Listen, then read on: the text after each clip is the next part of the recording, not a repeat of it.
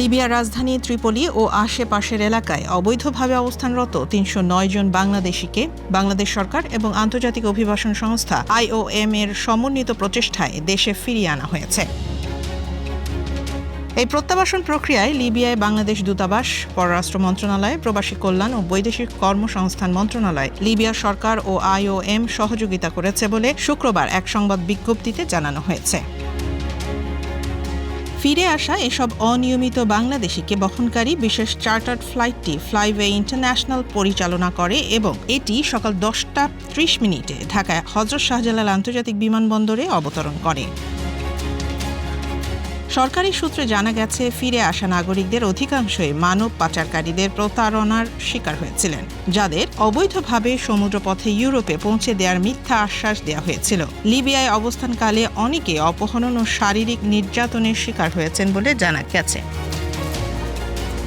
কর্মকর্তারা সরকারের প্রতিশ্রুতি পুনর্ব্যক্ত করে বলেন, প্রবাসী বাংলাদেশিদের অধিকার ও কল্যাণে সরকার অঙ্গীকারবদ্ধ এবং মানব পাচার প্রতিরোধ ও বিপদগ্রস্ত অভিবাসীদের নিরাপদ, মর্যাদাপূর্ণ ও স্বেচ্ছায় প্রত্যাবাসন নিশ্চিত করতে আন্তর্জাতিক অংশীদারদের সঙ্গে ঘনিষ্ঠভাবে কাজ করে যাচ্ছে।